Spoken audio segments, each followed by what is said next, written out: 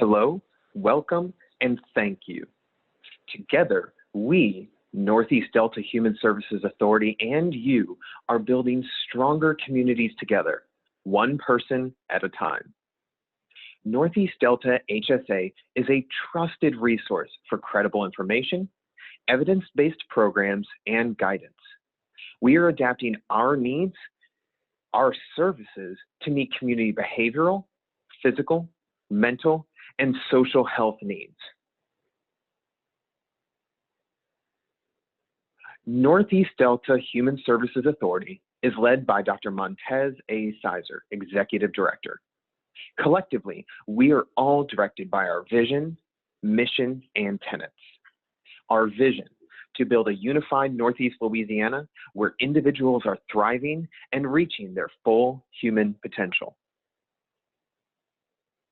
Our mission: to serve as a catalyst for individuals with mental health, developmental disabilities, and addictive disorders.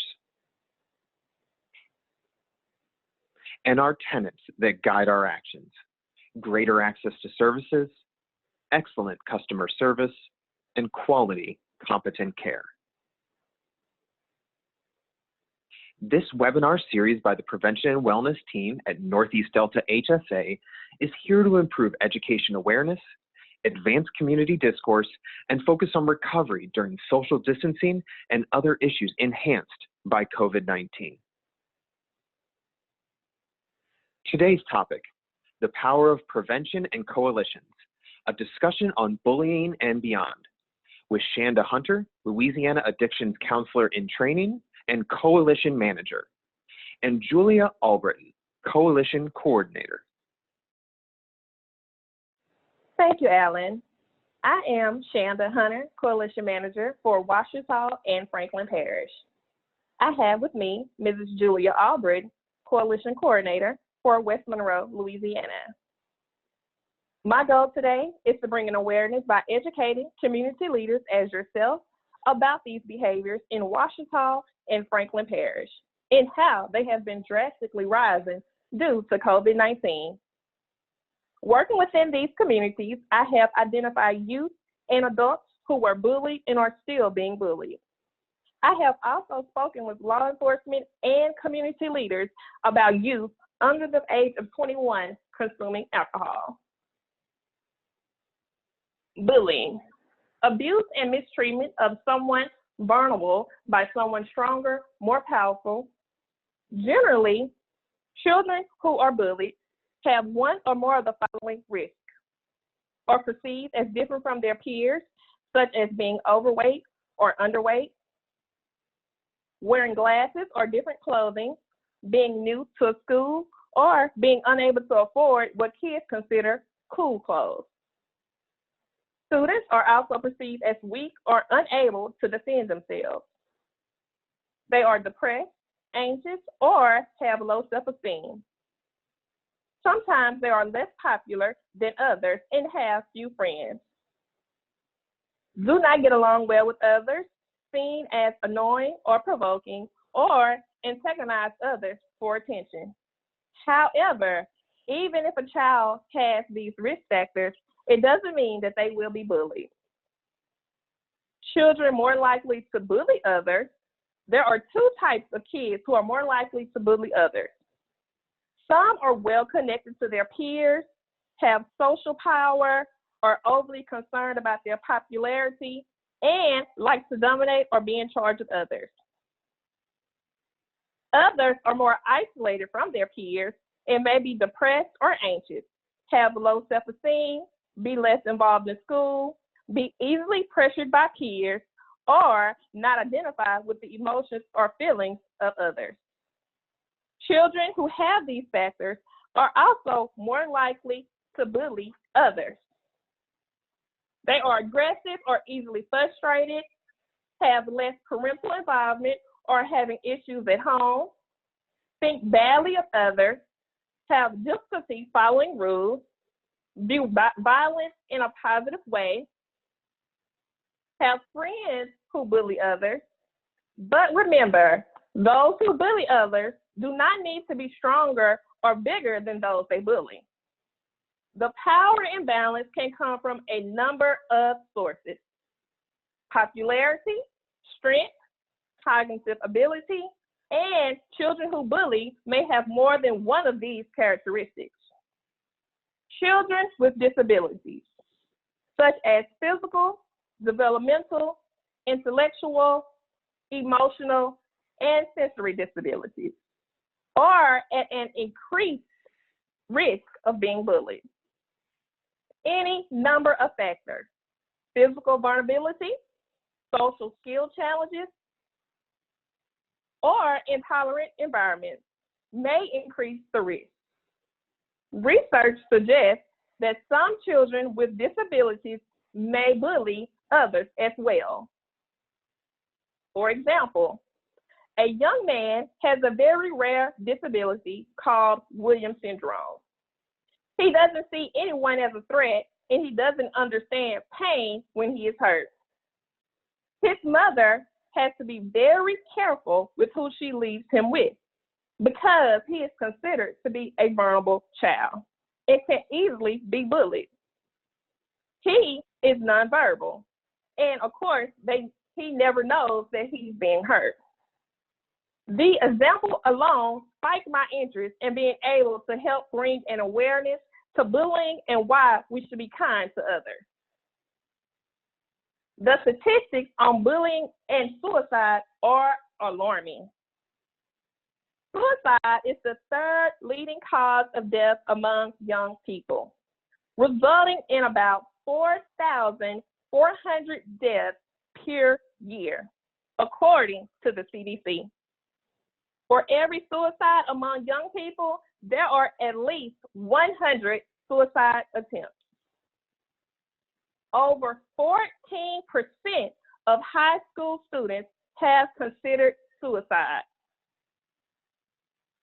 and almost 7% have attempted it.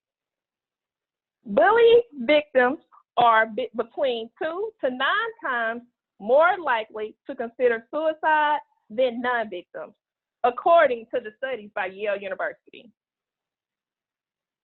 A study in Britain found that at least half of suicides among young people are related to bullying. 10 to 14-year-old girls may be at an even higher risk for suicide, according to the study.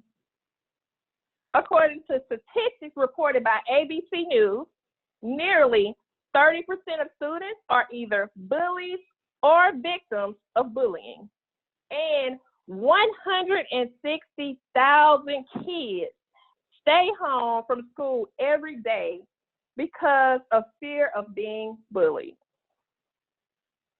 Some of the warning signs of suicide can include showing signs of depression, like ongoing sadness, withdrawal from others, losing interest in favorite activities, or trouble sleeping or eating, talking about or showing an interest in death or dying, engaging in dangerous or harmful activities, including reckless behavior, substance abuse, or self-injury, giving away favorite possessions, and saying goodbye to people. Saying or expressing that can't handle things anymore. Making comments that things will be better without them. If a person is displaying these symptoms, talk to them about your concerns and get them help right away, such as from a counselor, doctor, or at the emergency room. In some cases, it may not be obvious that a teen is thinking about suicide, such as when the suicide seems to be triggered by a particular bad episode of bullying. In several cases where bullying victims killed themselves, bullies had told the teen that he or she would kill him or herself, or that the world would be better without them. Others who hear these types of statements should be quick to stop them and explain to the victim that the bullying is wrong. Other ways to help people who may be considered suicide include: take all talk or threats of suicide seriously.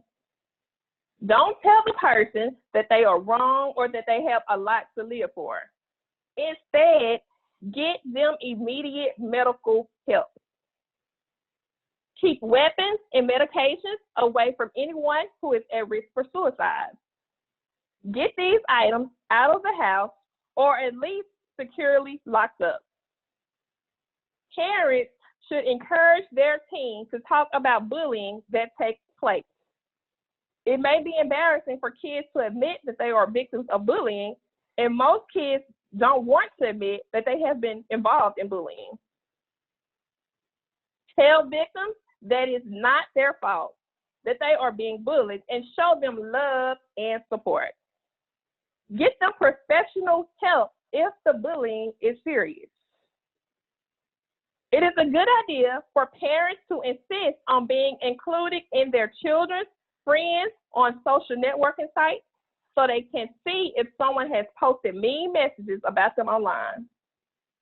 Of course, text messages may be more difficult to know about, so parents should try to keep open communications with their children about bullying. Parents who see a serious bullying problem should talk to school authorities about it and perhaps arrange a meeting with the bully's parents. More states are implementing laws against bullying, and recent lawsuits against schools and criminal charges against bullies show that there are legal avenues to take to deal with bullies. If school authorities don't help with an ongoing bullying problem, local police or attorneys may be able to. People who are thinking about suicide should talk to someone right away or go to an emergency room. They can also call a free suicide hotline, such as 1-800-273-TALK.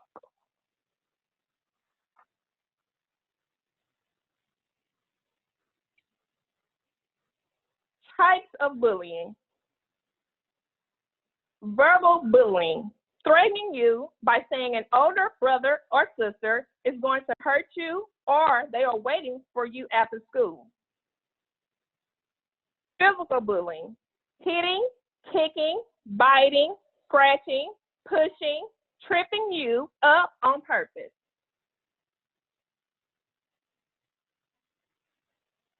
Anything that hurts you by touching you is physically bullying.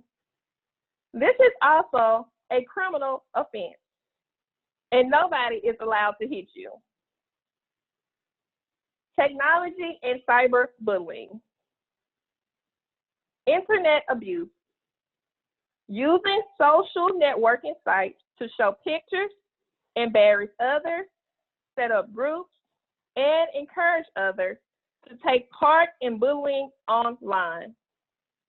This can be very dangerous, as sometimes people give out personal information that can get into the wrong hands. Instant messenger. Bullies can come into your home and abuse you on instant messenger. You should block those people. Chat rooms. Using chat rooms to spread gossip and hurt people's feelings. Abusive text messages. Nasty text messages, these can be particularly scary when you don't know who they are from. And the one that I've seen on social media a lot, happy slapping. This is when you use a phone or a video camera and film someone being slapped or attacked unknowingly. This is assault, and we would always advise you to report any happy slapping incidents to the police.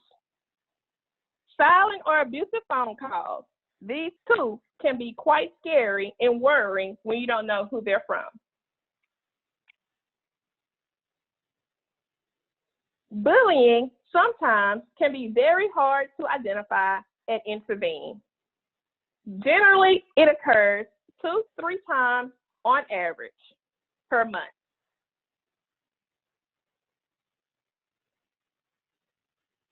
Bullying can be indirect, behind someone's back, gossip, lowering people's opinion about the victim. It can also be direct, verbal, insults, put downs, teasing, harassment.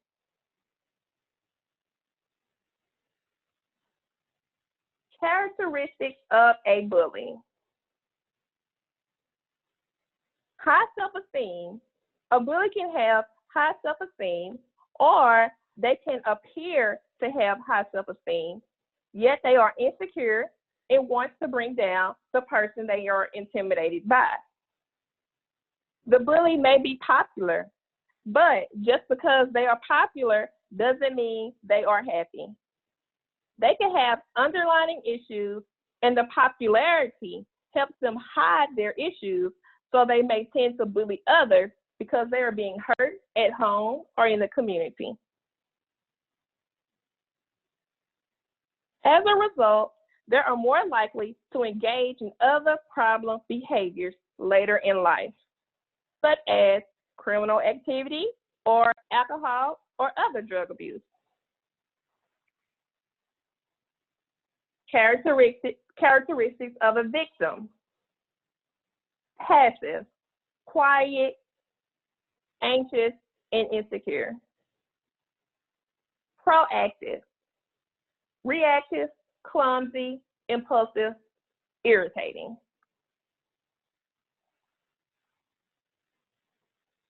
If you're unaware, bullying is violence.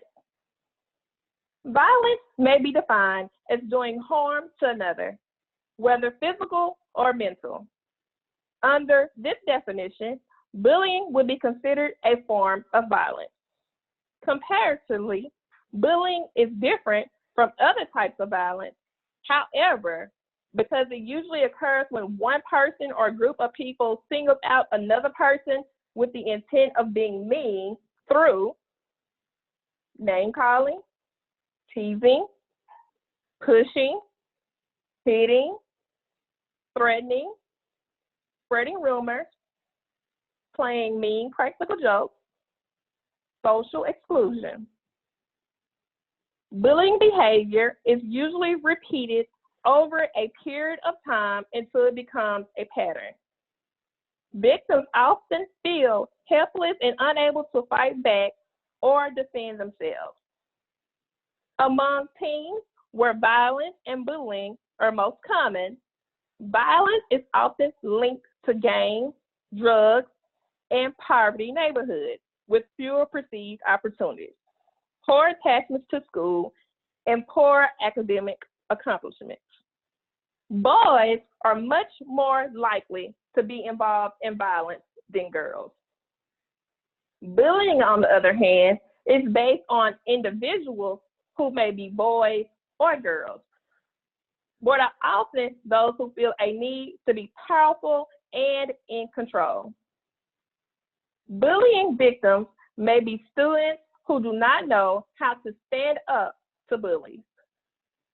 Some common factors of that may contribute to bullying and violence are severe physical punishment used at home, lack of parental involvement, lack of knowledge about positive ways to deal with problems.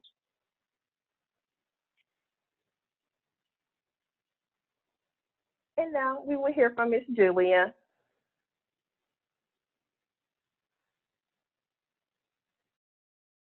Thank you, Chanda. Recent statistics have shown that roughly 71% of school shooters have been victims of bullying. We have seen instances of these in multiple scenarios, from kindergarten and secondary schools all the way up to post-secondary institutions. Eric Harris and Dylan Klebold, the gunmen behind the Columbine High School massacre of 1999, were bullied outcasts who violently killed their fellow classmates. There are several factors that contribute to the bullying of the two boys that result in the violent outburst. Both indirect and direct forms of bullying, tolerance, and enabling acted as instigating factors that can be seen in the bullying circle. The bullying circle describes the many layers of the bullying process and the characters that may be directly or indirectly involved. The bullying circle, there are two main groups of people. The red portion of the graph represents the aggressor type. Those types consist of the bully, who starts the bullying and takes an active part, the follower or henchman, who takes an active part but does not start the bullying, the supporter, who supports the bullying but does not take an active part, and the passive supporter, who is also a possible bully. This person likes the bullying but does not display open support. The orange group represents the more passive type, which consists of the defender of the victim, who dislikes the bullying and helps or tries to help the victim, the possible defender, who dislikes bullying and thinks he ought to help but doesn't, and the disengaged onlooker. Both sides still contribute to the bullying cycle regardless of passive or aggressive status. There are several coping and acceptance behaviors toward bullying that can be determined as passive in nature. They are enabling, which is where you are protecting a person from the consequences of their actions out of a sense of love, compassion, fear, or survival instinct. Entitlement, which is the belief that it is all right to use violence or threats of violence to express feelings, meet needs, or satisfy wants. And tolerance, which occurs when violence is accepted as the norm by adults or young people who ignore, rationalize, or minimize instances of violence. An example of enabling is making excuses for the person's behavior. Perhaps they act out in public or at school, and you make the excuse for them saying that their conduct is due to stress. An example of entitlement behavior is where you punish people when they don't do what you want, either passively through silent treatment, gossiping, spreading rumors, or aggressively through shouting, verbally, or physically abusing. An example of tolerance is when you complacently deal with acts of violence and aggression from another person and just accept this as normal behavior, when in reality it is not. Catching and addressing bullying behavior in its early stages is especially crucial, particularly in students. Bullying behavior should be addressed for students before it interferes with their health, academics, and learning process, and other important factors. Affected health can mean that the person would be more susceptible to neglecting their own personal health and hygiene needs, causing themselves to deteriorate. Students who are victims of bullying are more likely to perform significantly lower on test scores due to their inability to focus. The learning process of youth who are victims of bullying can be severely affected also. Cognitive and developmental processes can be significantly disrupted due to the impact of bullying and abuse. In most instances of bullying, peer mediation is not effective enough to calm and diffuse the aggressive situation. It is important to know that bullying is not a conflict, but is actually abuse.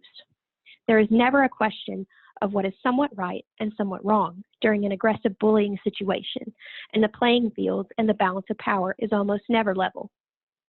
Adults need to claim responsibility and intervene as soon as they are made aware of the situation. When a bullying victim's peers try to mediate the situation instead of getting help from an adult, they too can get pulled into the situation against their better judgment. Peer mediators could also become pressured into bias towards one side, and in turn can also become the bully or the victim. Adults serve as a safe and authoritative space for victims of bullying. Cyberbullying is one of the more frequent platforms of harassment and victimization amongst youth who are quite active on social media.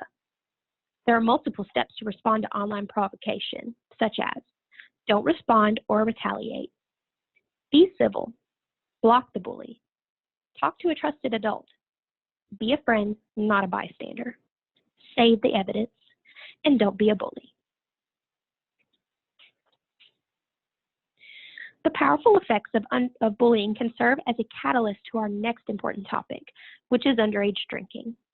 Bullied youth are at an alarmingly higher risk of succumbing to underage drinking and other destructive decisions.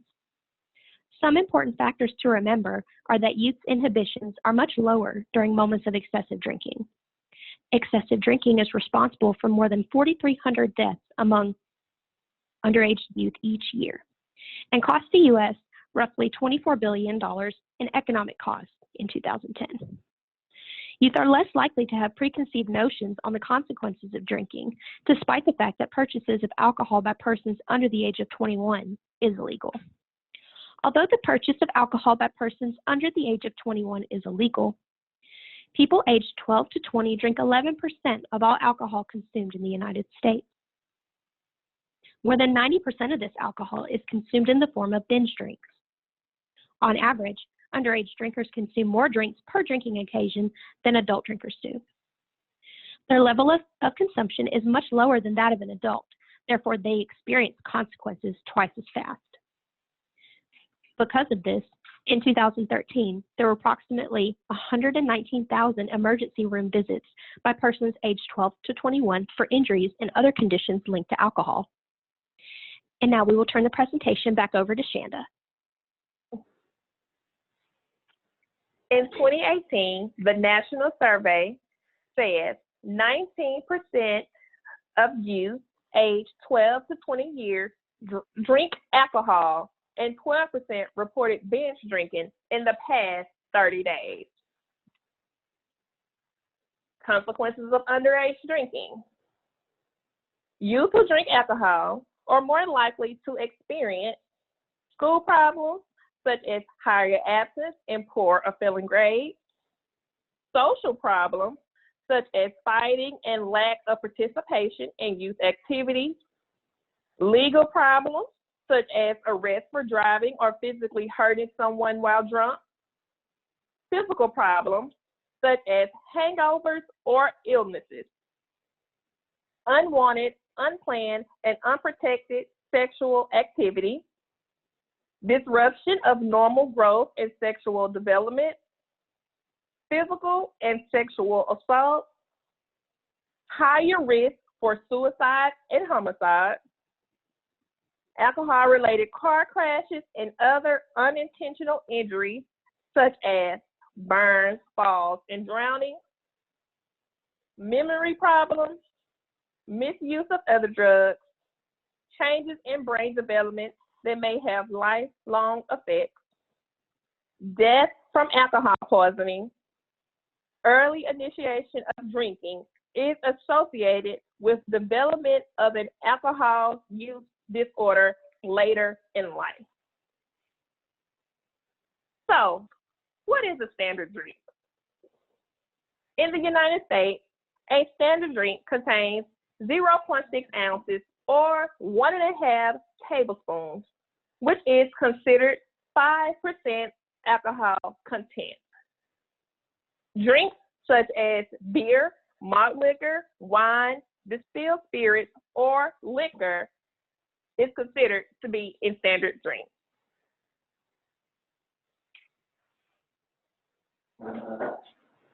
Excessive drinking includes binge drinking, heavy drinking, and any drinking by pregnant women or people younger than age 21. Consuming more alcohol than your body can handle can lead to alcohol poisoning. Alcohol poisoning affects the body by slowing brain functions, starting with balance and coordination, but eventually affecting other body systems, irritating the stomach and causing vomiting, stopping gag reflex as muscles lose sensitivity and coordination, which can lead the individual to choke on their own vomit. Short-term health risks. Injuries such as motor vehicle crashes, falls, drowning, and burns. Violence, including homicide, suicide, sexual assault, and intimate partner violence.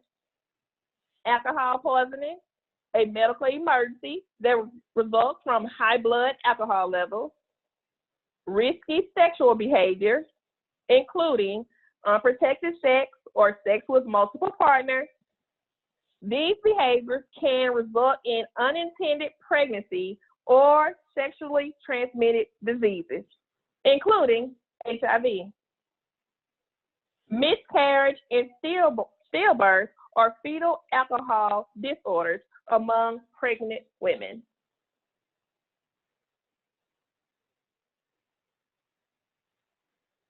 our long-term health risk. Over time, excessive alcohol use can lead to the development of chronic diseases and other serious problems, including high blood pressure, heart disease, stroke, liver disease, and digestive problems. It can also lead to cancer of the breast, mouth, throat, esophagus, liver, and colon. It weakens the immune system, increasing the chance of getting sick. Learning and memory problems, including dementia and poor school performance.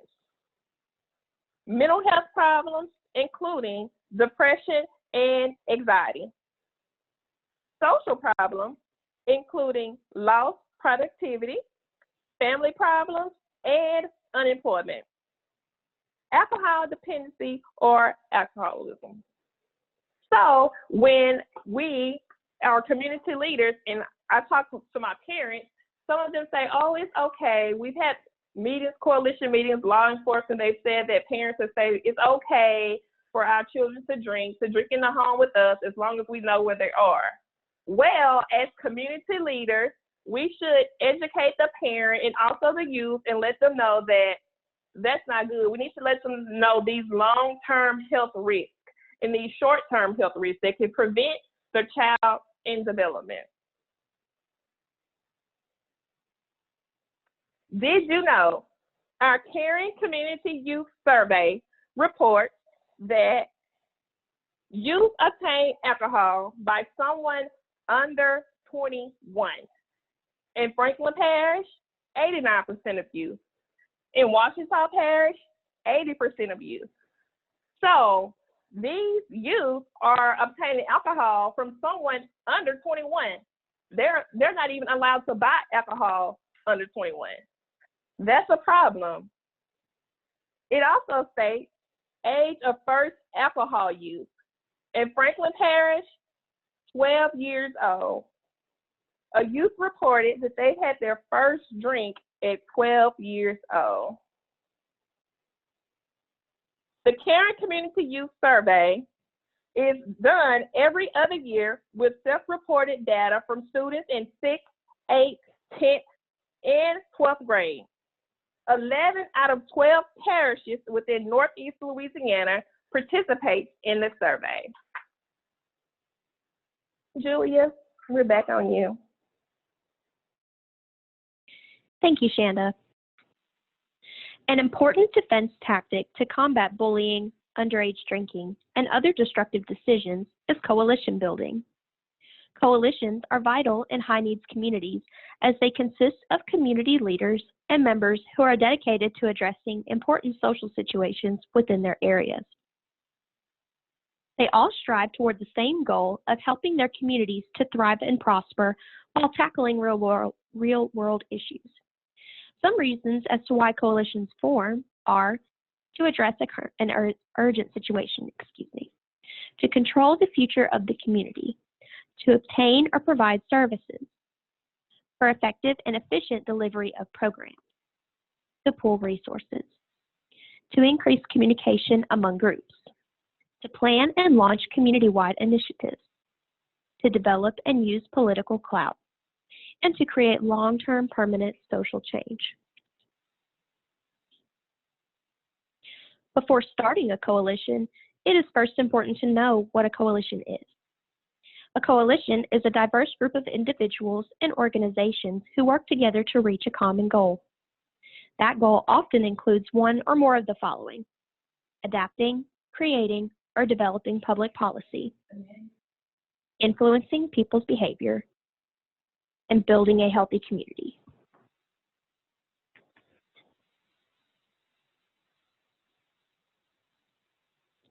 So, who should be part of a coalition? Members from all backgrounds and disciplines are encouraged to join coalitions. The more diverse a coalition is, the better impact it can have on a community. There are 6 main target areas from which coalition members are greatly needed, as they have the largest impact in interaction with community members. They are the criminal justice system, healthcare, education, faith-based, Office of Juvenile Justice, and Department of Children and Family Services. Listed under each target area are a few subgroups to show more specific involvement from different departments. And now we'll turn this over back to Chanda to give more information on the Opportunity Zone Coalition. Hello, everyone. This is my favorite part of the webinar because we're actually focusing on the Coalition Opportunity Zone. The Northeast Delta Human Service Authority has recently established the Opportunity Zone Coalition, which currently works primarily in South Monroe, and now we are expanding throughout Ouachita Parish and Franklin Parish. The purpose of the coalition is to improve the community by providing programming that addresses issues that the community, including but not limited to health disparities and violence. So with that being said, these are lists of our Opportunity Zone Coalition leads in Region 8. We have our Student Ambassador Program at Wiseman High School, Neville High School, and Franklin Parish High School. We have our SAD group, which is Students Against Disruptive Decisions at Richwood Middle School, Richwood High School, Wiseman High School, and Carroll High School. We celebrate Orange Ribbon Week, Red Ribbon Week, and we have our college initiative programs at Delta Community College and the University of Louisiana in Monroe. We also have life skills in Franklin Parish. We host parents and classes in both Franklin Parish and Ouachita Parish. We've had health fairs, youth summits. We also have sponsorships, jig aerobics, and yoga. Our vision statement within the Opportunity Zone is to recognize that alcohol, tobacco, and other drug abuse is a serious social and public health issue that, when addressed, will create a climate of healthiness and community wellness for all of Louisiana. Our mission statement. The mission of the Opportunity Zone Coalition is to promote recovery and resilience through services and supports in the community that are preventive, accessible, comprehensive, and dynamic. We have a wonderful group of coalition members, and we are constantly looking for new members to join. All of these programs and events, as well as our coalition, would not be possible without our Louisiana Partners for Success, and I would like to personally thank them. If you would like to be a part of our coalition, this information that you see, you can fill it out and email it back to me at chanda.hunter@la.gov.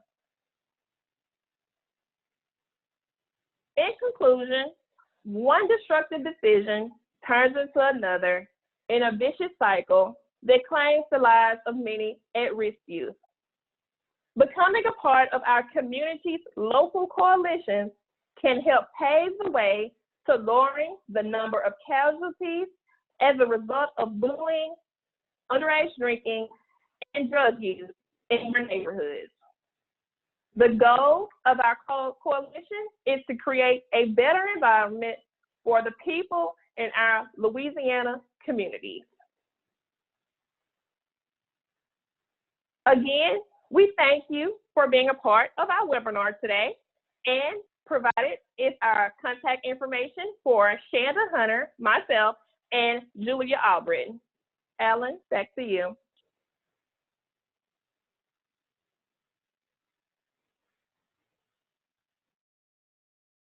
Thank you. And at this time, we will now take questions via the Zoom chat feature. If we are unable to address your question today, we will follow up via email as soon as possible. Some questions that have been submitted over the chat privately to the administrator to this point, is that in regards to coalitions, Are there meetings that occur? If so, can you tell us more about these coalition meetings? Yes, we do meet with our coalition members once a month. We send out an email invitation letting them know the date, the time, at least 3 weeks prior to the meeting. The meeting is usually an hour long, and sometimes we have them in the community or we have them at our office.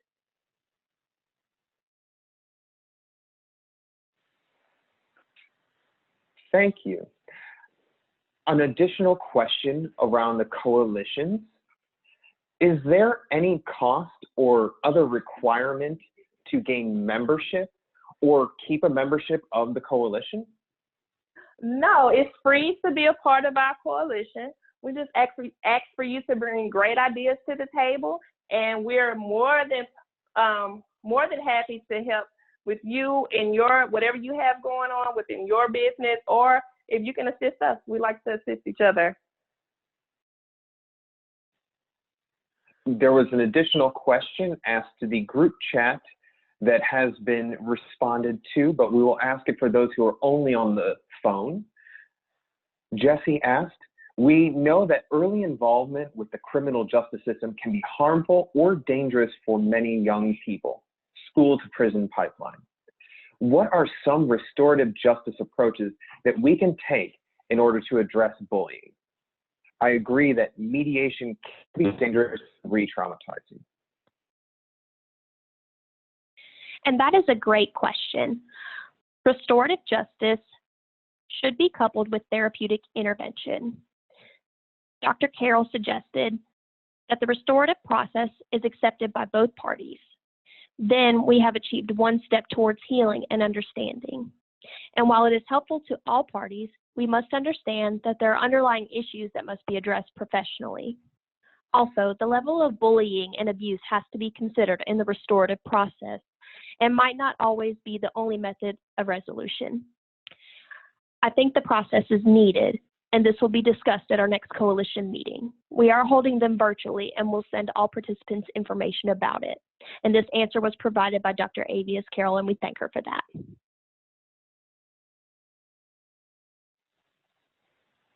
Thank you. And there was one more question submitted via the private chat. It is in relation to how can bullying affect a person in the long term over the course of their life? That's a very good question indeed. So the long-term effects of bullying can be both, it could be psychological, emotional, physical. A person their health can deteriorate drastically. They are prone to destroying relationships with their friends and family. And it has really devastating effects, not only on the person who is the victim of bullying, but also their family members as well. So definitely short and long-term effects in terms of bullying, but they can happen on all levels, especially psychologically. And physically is not something that we see all the time, or it may not be apparent, but definitely taking care of one's health and personal hygiene gets put on the back burner whenever bullying is present.